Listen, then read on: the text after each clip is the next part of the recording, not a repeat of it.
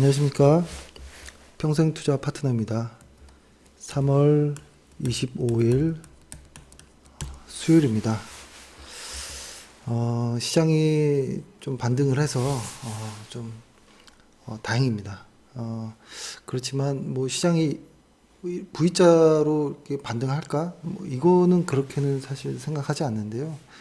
너무 급하게 하지 않으셨으면 좋겠고, 벌써 이제 시장에서 보면 또 내가 맞췄다, 뭐 내가 뭐 이거 봐라, 뭐 이런 사람들이 또 나오기 시작했고, 내가 어제 뭘 좋게 말했는데, 뭘 추천했는데 벌써 오늘 몇 프로 올랐지 않느냐, 뭐 벌써 이런 사람들이 나오는데요. 상당히 리스크 있는 이야기라고 생각하고요. 그런 쪽은 좀 조심해야 되는 것 같아요. 그러니까 오늘 이야기할 내용들은 좀 그 코로나 관련해서 좀 의미 있게 생각했던 것들, 그리고 최근에 기업 실적들이 많이 하락했습니다. 주가들이 실적 대비해서. 그런데 그럼에도 좀 조심해야 되는 부분들, 뭐 이런 것들에 대한 이야기를 해볼 텐데요. 그거 앞서서 또 시장이 또 붙은 것 같아서 너무 조금 우려되긴 합니다. 오늘도 회원이 아닌 분들이 많이 좀 연락이 와서 뭘 사야 되냐, 뭘 해야 되냐, 뭐 이러시더라고요. 불과 한 2, 3일 전만 해도 전혀 달랐거든요.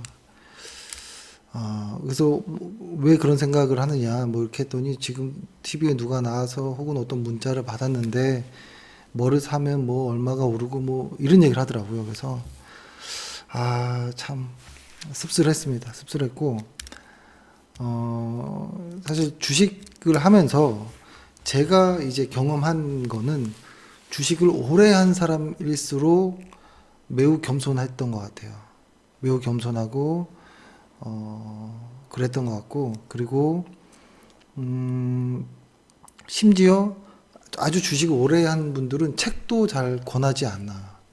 왜냐면 그 책이 정답이 아닐 수 있기 때문에, 혹은 그 책으로 인해서 상대방이 어떤 주식, 어떤 매매, 어떤 습관이 잘못 만들어질 수도 있는 거거든요. 다양한 책을 읽기를 원하지, 뭐, 추천해줄 책 딱 2권, 1권, 이렇게는 부담되는 부분이 있거든요. 그러니까 책도 한두 권을 말하기가 사실 부담스러운 부분이 있는데, 종목들을 오늘 뭐 저점 매수하고 뭐 이런 말들 있잖아요. 상당히 조금 우려되는 이런 상황이고, 조심해야 된다 이런 생각을 합니다. 그런 어떤 그 달달한 어떤 속삭임들은 항상 조심해야 된다 이런 생각을 하고요. 일단은 뭐 코로나 간략하게 보면 사실 코로나에서 이런 시국에서 저희가 가장 기다렸던 것은 봉쇄 해제라는 이야기였거든요. 근데 이제 처음으로 좀 나오는 것 같아요. 후베이성 같은 경우에는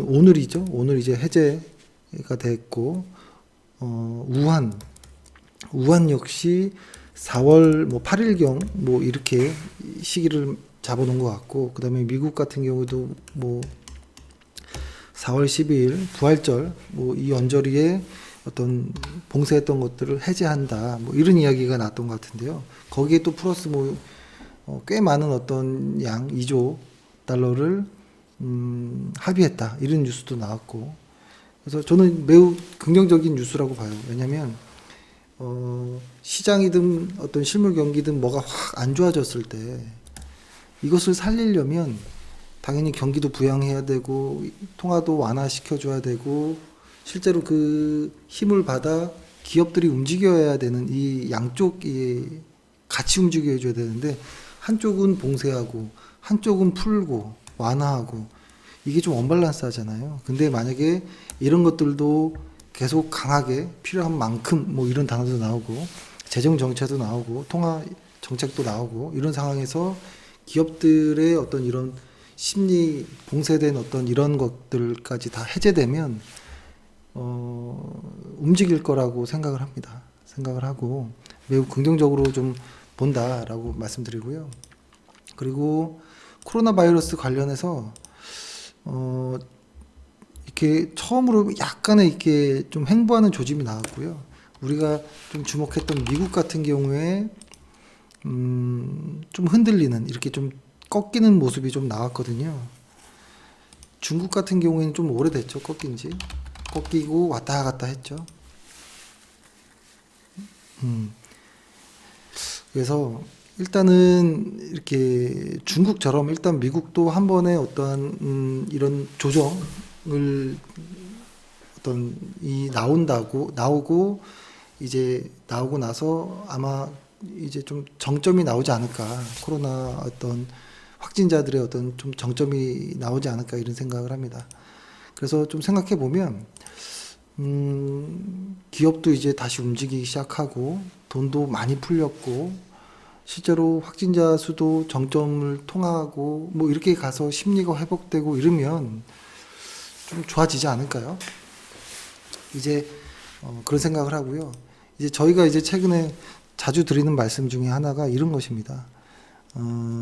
일단은 시장이 이렇게 올라오다가 연초까지 좋았잖아요.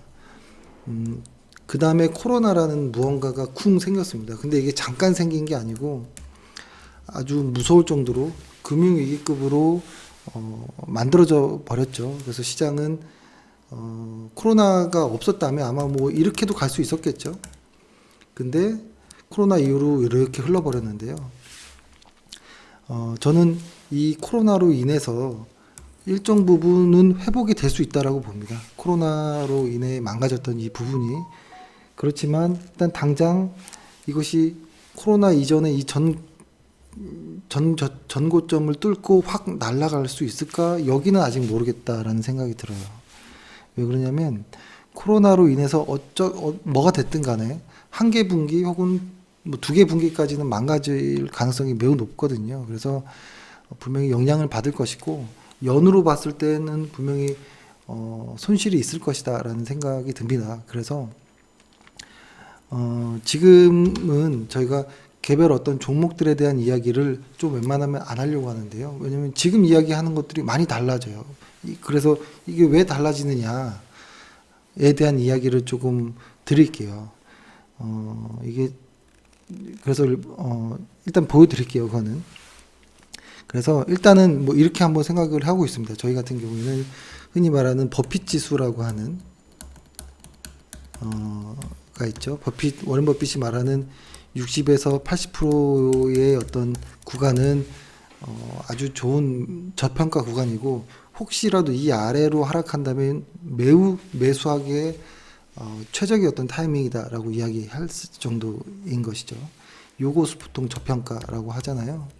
그리고 나서 뭐 80에서 뭐 한 120 정도, 80에서 한 뭐 120 정도를 뭐 일반적인 어떤 주가의 움직임이 있을 수 있는 수치이고 이 120을 넘어가는 것은 고평가다. 뭐 이런 게 볼 수 있겠죠. 근데 한동안 우리 지수는 이 80을 잘 깨지 않고 버텼었거든요. 근데 최근에 코로나로 인해서 이 80이 깨지고 60까지도 깨지고 58인가 뭐 여기까지도 내려왔었죠. 그래서 지금 상황들을 그냥 잊어버리고 이렇게 딱 시장만 봤을 때 매우 매력적인 구간일 것이다라는 생각이 드는데 그렇다고 이 저평가 구간이 해소되고 바로 80을 넘어서 100, 120 이렇게 갈 거라는 생각은 안 하고 일단은 현재 한 60 초반인데요. 숫자가 초반인데 적어도 버핏 지수로 한 80%까지는 회복하지 않을까. 코스피 지수로 따지면 한 2000 살짝 아래인 거고요. 60은 한 1500 살짝 아래부터가 요 수치가 나오거든요. 그래서 한 이 정도까지는 회복을 좀 기대해봐도 좋지 않을까라는 생각은 하고요. 그것이 당장이라는 소리는 아니고요. 꽤 많은 과정들이 필요할 거라고 봐요. 시장이 아주 강하고 무섭게 하락한다면, 그러니까 이런 것이죠. 아주 강한 추세를 보이다가 살짝 조정받은 건 금방 회복할 수도 있지만 추세가 다 무너져 버리면서 하락하는 이런 과정이 있으면 이 하락이 나온 이후에 상승이 나오기까지는 횡보라는 것이 필요한 것 같아요. 이 횡보라는 것이 진짜 횡보라는 의미도 있겠지만 변동성의 축소인 것 같아요. 벌어져 있던 변동성들이 축소되면서 사람들의 심리가 좀 이렇게 회복되는 이런 과정들이 필요하거든요. 근데 그것이 당장 사람 마음이 확 변하지 않거든요. 이렇게 움츠러들었던 어떤 이 심리들이 실제로 뭔가 확 잊고 지내려면 몇 달이 걸리지 않을까요? 그래서 아마 지금은 모든 추세가 다 사라진 추세이기 때문에 뭐 V자 반등이라고는 생각하지 않고요.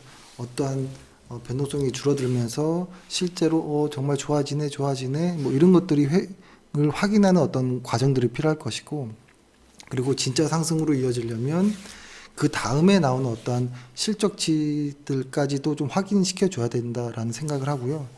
대신에 진짜 상승까지 가기 이전에 일부 횡보하는 과정에서 저는 1500에서 한 2000 정도에서 좀 어떤 뭐 변동성이 축소되는 이런 어떤 과정들을 겪을 거라고 보고요. 그 과정 이후에 실제로 상승으로 가기 위해서 실적들이 예측치들이 새로 나오고 기업들이 막 빠졌지만 다시 재평가되는 어떤 시간이 필요하다라고 봅니다. 그래서 변동성 이런 과정 안에서는 좋은 주식이라면 일단 홀딩하고 있는 게 맞다라고 보고요. 대신에 좋은 주식들의 어떤 해지 방어 차원에서는 지수 코덱스 레버리지로 좀 방어를 하는 게 어떨까라는 생각을 하고요. 그것을 계속 들고 있을 수도 있겠지만 일정 부분 뭐 적어도 뭐 한 2천 가까이 뭐 온다면 그 방어했던 부분을 다시 비중을 좀 줄이고 그다음에 이르겠죠. 그러니까 시장이 개별 종목들 뭐 여러 가지 종목들이 한꺼번에 빠졌잖아요. 멀쩡한 회사도 빠졌죠. 근데 시장이 회복되면서 시장은 평균이기 때문에 코스피 지수는 회복되겠죠. 이 안에서 시장보다 실적이 강한 애들은 코스피보다 더 올라갈 것이고, 그렇죠? 이게 코스피입니다. 시장보다 좀 약했던 애들은 반등은 하겠지만 좀 덜 올라갈 것이고, 어떤 애들은 아예 못 올라가는 애들도 있을 것이고, 이렇게 나눠질 거기 때문에 누가 누군지 모를 수 있거든요. 그래서 실제로 시장이 좀 안정되고 그 안정된 시장 안에서 새롭게 나오는 어떤 예측치들을 보면서 개별 종목의 비중은 다시 늘려야 되겠다라는 생각을 합니다. 그래서 지금은 개별 종목은 보다는 시장으로서, 그러니까 저희는 코덱스 레버리지죠. 레버리지로서 시장, 그러니까 종목들을 좀 방어한다 정도로 보고요. 그 이후에 시장이 안정되면 다시 종목들을 재평가해서 홀딩할지 추가 매수할지 혹은 뭐 매도를 해야 될지 이렇게 좀 보도록 하겠습니다. 제가 이 이야기를 말씀드리는 것은 최근에 이렇게 시장이 확 무너졌을 때 얼마나 그 가치 평가하는 입장 혹은 뭐 기술적 분석하는 입장에서 모든 것들이 망가지느냐, 왜 신뢰할 수 없느냐를 한번 단적으로라도 잠깐 보여드리려고 합니다. 시장의 어떤 내재 가치를 구하는 방식들은, 그러니까 이런 것이죠. 어떤 삼성전자라는 어떤 회사를 보고, 이 회사는 어떠어떠한 자산을 갖고 있고, 어떠어떠한 무언가가 있기 때문에, 이 회사는 주당, 그래, 5만 원은 좋아. 5만 원은 되겠어. 5만 원이면 뭐 괜찮을 것 같아. 뭐 이렇게 생각할 수도 있겠죠. 그리고 그럼에도 무엇을 이렇게 해보니 그래도 한 7만 원 정도까지면 그래 조금 비싼 건 아니지만 그래도 많이 쳐주는 것 같아라고 생각하고, 그래 한 4만 원 정도면 이건 너무 싸다. 뭐 어떤 이런 것들이 나오겠죠. 그 방식이 여러 가지 방법이 있을 거예요. 어떤 기업들의 어떤 가치를 평가하는 여러 가지 어떤 방법들이 사람마다 다를 거예요. 그러니까 기술적 분석으로 봤을 때 누구는 MACD를 메인으로 보고, 누구는 뭐 RSI를 볼 수도 있고, 누구는 이동평균선만을 볼 수도 있고, 누구는 200일 이동평균선을 중요하게 볼 수도 있고, 그것처럼 가치 평가를 하는 입장에서도 많이 다릅니다. 그리고 예전 방식과 요즘 방식에 좀 변화가 좀 생기기도 하고요. 그런데 이런 어떤 가치 평가의 어떤 모든 것들은 시장이 정상적으로 작동할 때 움직여지는 거예요. 그러니까 리포트에서 흔히 많이 볼 수 있는 어떤 목표 주가라는 것이 이렇잖아요. 주가가 뭐 EPS와 어떤 PER 로서 이렇게 보는 거죠. 그러니까 실적 EPS 주당 EPS가 얼마이고 우리가 예상하는 PER이 그래 한 15배 정도 되니까 곱해서 주가의 적정 어떤 목표 가격이 나오겠구나. 뭐 이렇게 볼 수도 있는 것이죠. 이렇게를 많이 보는 것이죠. 그러니까 이런 것이죠. 하나 예를 들어 볼까요? 오늘 좀 보고 하나 이건 좀 같이 봤으면 좋겠다 해서 이렇게 오늘 나온 리포트 중에 SFA라는 회사인데요. 훌륭한 회사입니다. 훌륭한 회사이고 좋은 회사인데요. 그러니까 이런 것이죠. 그러니까 어떤 애널들의 리포트를 흠을 잡거나 이르려는 목적은 없고요. 이 리포트를 볼 때 얘네들이 이 회사를 얘를 어떤 투자 포인트로 바라보고 있구나. 그럼 얘네 그래서 이런 실적을 예측하는구나. 그리고 이런 것을 기반으로 어떻게 적정 목표 주가를 산출하는구나. 그 논리를 들어보자라는 거고, 그걸 100% 수용하는 게 아니라 한번 내 기준과 한번 맞춰보자라는 거죠. 그랬을 때 오늘 이 SFA라는 종목을 이렇게 보면 이 논리는 이렇습니다. 보면 아이고 넘어갔네. 어떤 이야기를 하냐면 이렇게 하죠. 이게 보일지 모르겠네요. 이렇게 보면 이렇게 아주 심플하게 해놨는데요. 과거에 PER의 고점과 저점들을 이렇게 해서 가운데는 평균값이죠. 얘네 회사는 PER이 이렇게 움직였구나. 이 밴드로 움직였구나. 라는 것을 이제 본 것이고, 그쵸? 그리고 뭐 PBR도 어떤 이 정도의 밴드 안에서 움직였구나. 이렇게 본 것이고요. 그 다음에 뭐 ROE도 참고하고, 그 다음에 중요한 것은 올해의 예상 EPS는 한 5,000원대겠구나. 그러면은 PER과 EPS를 곱해보자. 뭐 이런 논리거든요. 그것이 주가이니까요. 설명을 해주는 거니까요. 근데 이렇게 보면 이 사람은 올해 이 PER의 고점 부분과 EPS를 곱해서 적정 주가라는 것을 이제 좀 한 것 같아요. 한 것 같은데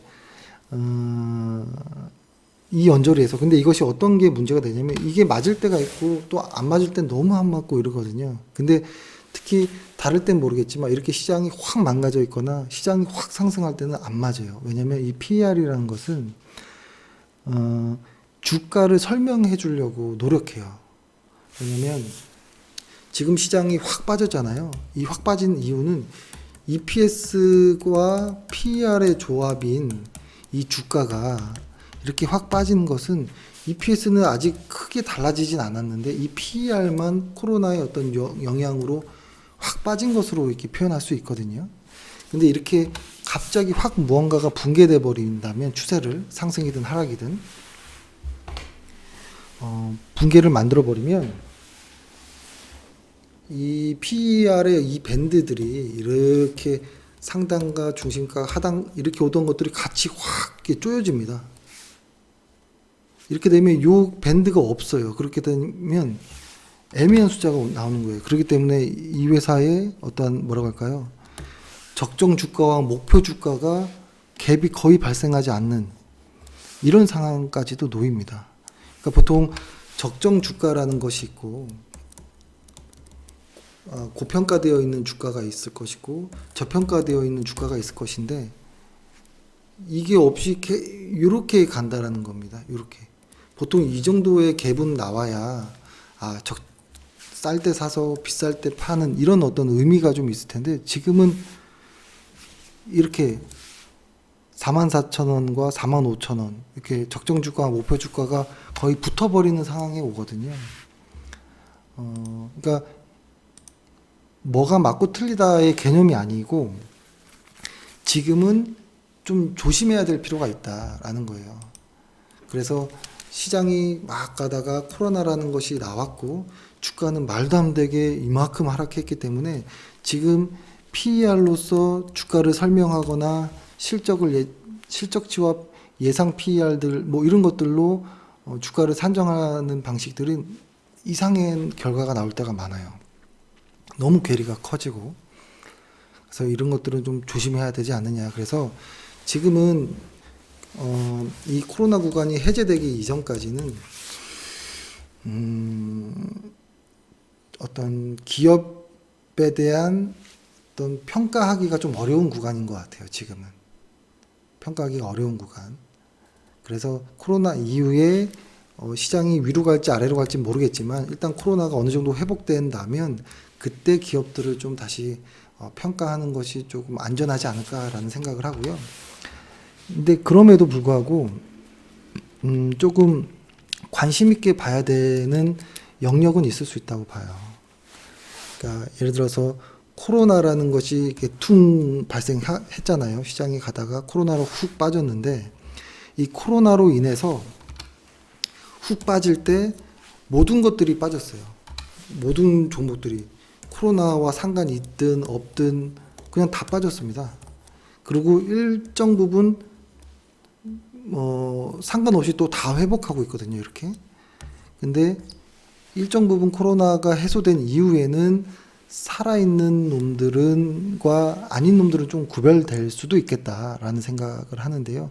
그건 역시도 코로나가 지나고 나서야 알 수 있겠지만 그럼에도 지금 봐야 한다면 저는 이렇게 볼 것 같은데요. 조금 선별적으로 코로나로 인해서 실제로 피해를 입은 업종들이 있을 것이겠죠. 실제로 피해를 입은 업종, 뭐 호텔 레저라든지 뭐 이런 쪽들, 음식료라든지 진짜 이런 것들이 있을 수도 있어요. 그렇죠? 그것들은 이연 수요라는 게 없잖아요. 어제 못 먹은 밥을 일주일 후에 먹을 이유는 없으니까요. 근데 코로나가 발생했는데도 불구하고 상관이 없었던 막상 이런 애들이 있어요. 근데 같이 빠졌던 뭐냐면 반도체라든지 OLED라든지 뭐 대표적으로 이쪽은 이쪽 특히 뭐 5G도 포함될 수도 있겠고 우리가 좋아했던 2차 전지도 마찬가지일 수도 있는데요. 2차 전지는 조금 애매합니다. 요거는 심리적인 영향이 좀 많았고 요쪽 반도체 특히 OLED 요쪽은 코로나로 인해서 이렇게 무서운 시기를 지나는데도 불구하고 공장이 멈추질 않았습니다. 근데 주가는 같이 하락했다는 것이죠. 이건 좀 너무 억울하다라는 것이죠. 그러니까 코로나 시장이 쭉 올라갔을 때 어떤 시장 예측치들이 있을 거잖아요. 예측치들이. 근데 코로나 이후에 확 달라졌지만 이 예측치들은 그냥 가는 거예요. 그러면 이 갭이 메꿔지려면 더 강한 상승이 뿜어질 수도 있지 않을까? 그리고 코로나가 어느 정도 일부 해소된 이후에도 예측치들이 변함이 없기 때문에 계속 더 갈 수 있겠다 이런 생각은 할 수 있을 것 같아요. 근데 지금 보면 또 코로나로 인해서 날개를 단 회사도 있죠. 시젠이라는 회사. 그러니까 사실 저희도 시젠을 보유했었고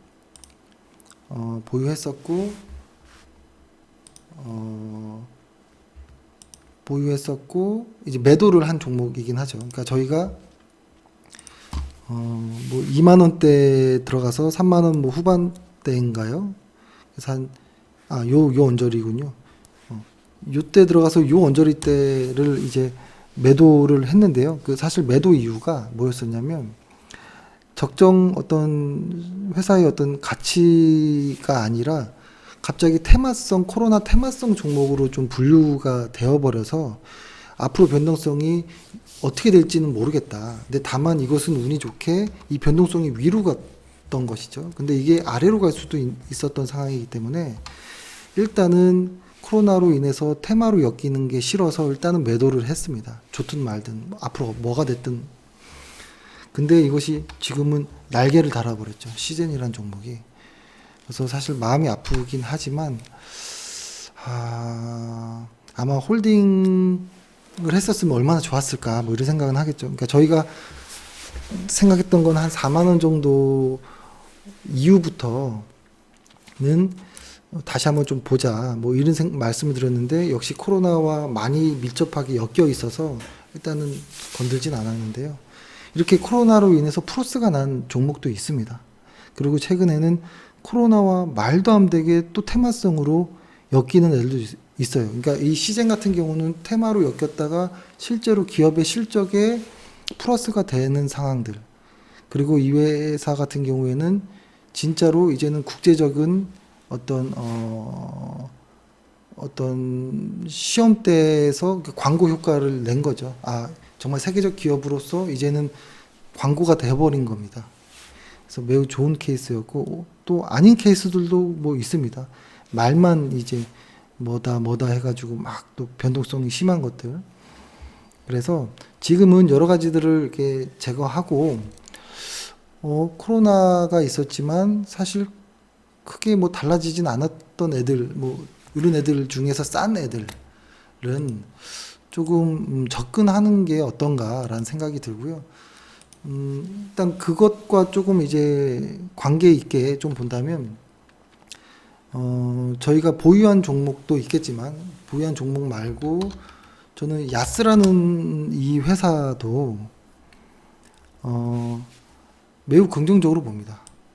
사실 이 야스라는 이 회사를 저희가 생각할 때는 한 15,000원 정도면 저평가다라는 생각을 했었어요. 그리고 그래 한 3만 원 정도면 매도하자, 고평가 정도일 것이고, 요 사이 언저리가 적정한 가치겠지.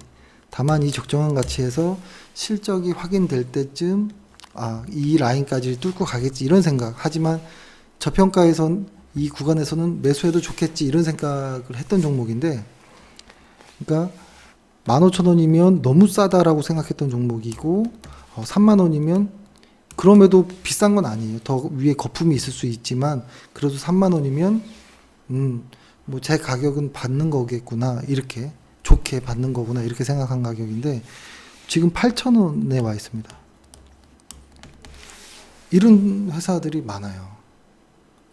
그러니까 좀 의아한 정도로 너무 가치 빠져지는 회사들이 있거든요. 그래서 저는 이런 회사들은 꼭 지금이 바닥인지 아닌지 모르겠지만 꼭 이렇게 위험한 자리보다도 아직 이 저평가의 구간이 아직 많거든요.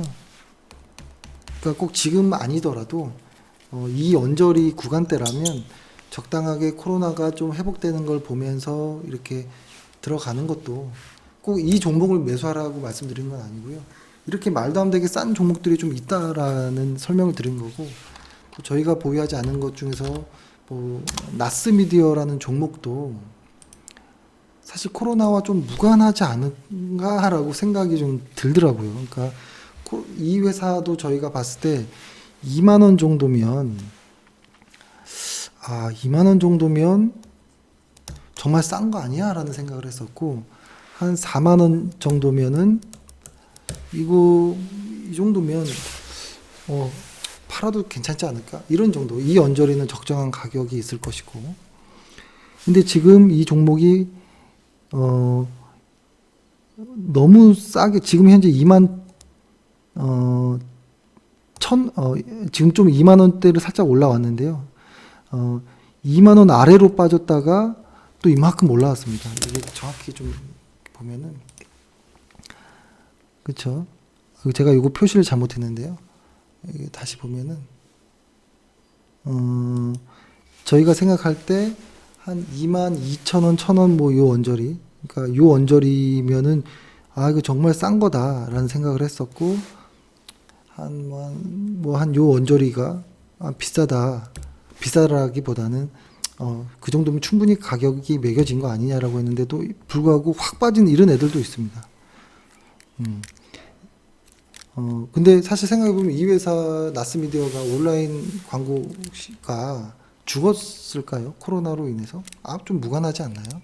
좀 어떤 심리적인 어떤 영향은 있었겠죠. 혹시 근데 사실 변한 건 없거든요. 이 회사는 사실. 그러니까 이런 회사라면 좀 선별적으로 봐도 되지 않을까, 라고 생각을 하는 거죠. 근데 또 반대로 이런 종목도 있을 수 있어요. 분명히 좋은 회사였다는 건 아는데, 메디톡스라는 회사는 아까 어떤 한 분이 오늘 매수를 했는데 어떻게 해야 될까요? 이렇게 말씀드렸는데요. 말씀을 하신 분이 있는데, 이 회사가, 이 메디톡스가 주간 차트로 봐볼게요. 이 메디톡스가 이렇게 하락한 이유는 실적이 반에 반토막 났기 때문이에요. 플러스 소송도 연계되어 있고, 노이즈도 있고, 실적도 안 좋아. 그리고 과거에 이 회사를 이렇게 보면, 분명히 뭐 좋은 회사이긴 한데요. ROE가 강하다 보니까 많이 비싸졌습니다. 이게 조금 더 크게 볼까요? 예. 그러니까 저희가 이 회사를 볼 때는 지금 가격이 요 언저리니까 한 10만 원 정도, 이렇게 보면 뭐 한 요 언저리도 사실은 그렇게 싸다 이렇게 느껴지는 건 아니거든요. 이 위에 거는 프리미엄이 붙은 것일 거고, 그래서 이 회사의 가치를 보면 뭐 한 요 언저리 때에서 한 요 언저리 때면 싸고, 그래 요 언저리면 이제 팔아야지 하는 정도의 높은 가격이에요. 지금 메디톡스가 많이 빠졌지만, 그러니까 하락했지만 그래도 아직 싸지 않은 회사라는 거죠. 근데 거기다가 이 회사의 원래 가치가 너무 많이 이제 하락해서 조금 그렇지만, 실적으로 인해서 이렇게 쭈그러들고 있는 이런 회사들이 설령 반등을 하더라도 이런 회사들은 좀 건들지 않아야 되지 않을까? 뭐 이런 생각을 합니다. 그래서 너무 비싸졌기 때문에 이것이 이만큼은 내려와도 뭐 이상해 보이진 않을 수 있다라는 거죠. 왜냐면 이 적정 이 가치 안에 들어올 수도 있는 것인데, 실적이 나왔을 때는 뭐 프리미엄이 있을 수 있다라고 보는데요. 실적 프리미엄을 줬던 걸 일단 날려야 되겠죠. 없어졌고 노이즈까지 발생했으면 더 이렇게 하락할 수도 있겠죠. 그래서 정리해 보면 코로나 이후에 많은 종목들의 어떤 실적들이 변경될 거기 때문에 지금은 개별 종목에 너무 위험하게 들어가는 건 좀 그렇고, 만약에 나의 하락했던 종목들을 방어한다면 그래도 그나마 확실한 지수의 일단은 일정 부분이라도 코로나가 회복되는 그 과정 안에서만이라도 좀 해지를 코덱스 레버리지로 하고, 그 이후의 종목들을 재평가해 보는 것이 어떤가라는 생각을 하고요.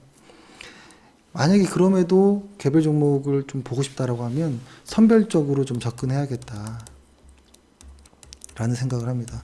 코로나와 무관한데 같이 도매급으로 빠졌던 종목들은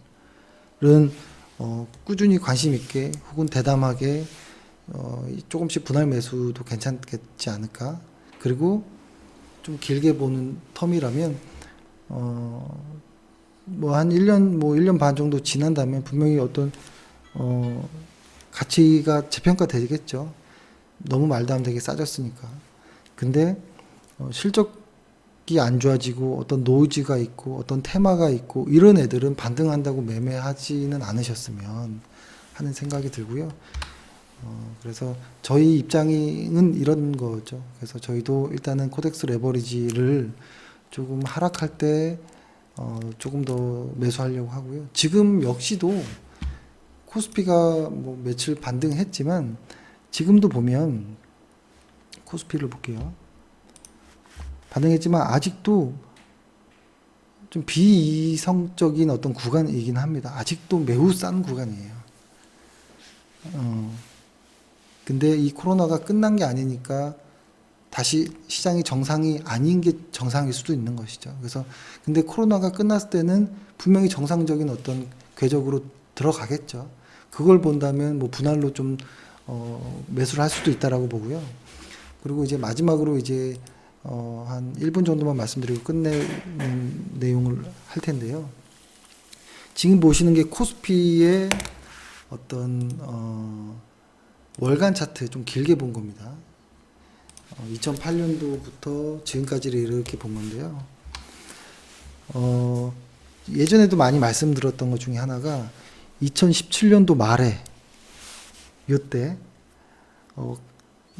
2017년 말 그리고 1, 2월 달 특히 2월 달이었어요. 2018년도 2월 달 본격적인 하락이 시작된 그때 저희 회사가 전화가 마비됐었어요. 왜냐면 회원가입을 하고 싶다고.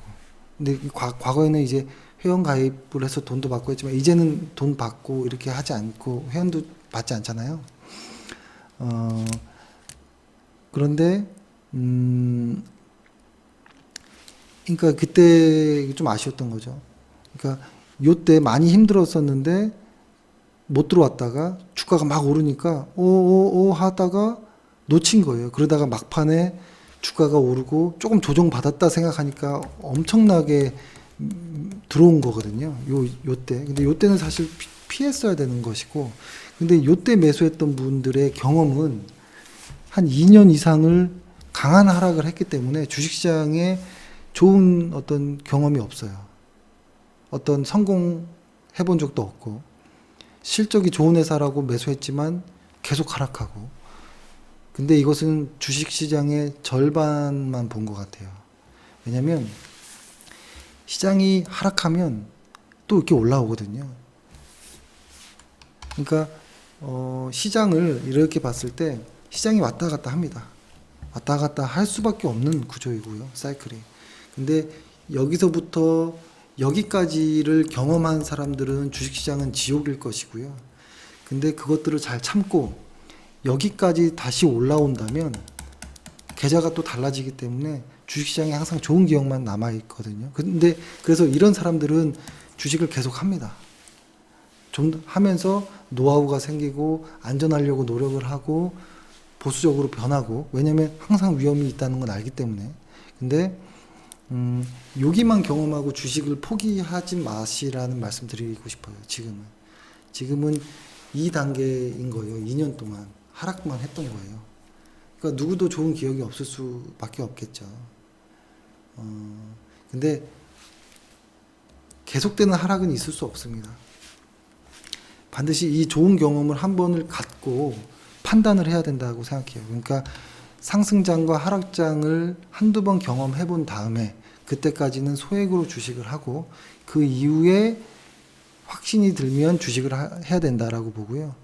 근데 지금은 이 하락장의 경험만 가지고서 주식시장을 평가하지 말아달라는 것이고, 그렇게 되면 이분들이 이렇게 얘기할 거예요. 주식은 위험한 거니까 하지 마라는 이야기를 할 건데요. 그렇지 않다고 봐요.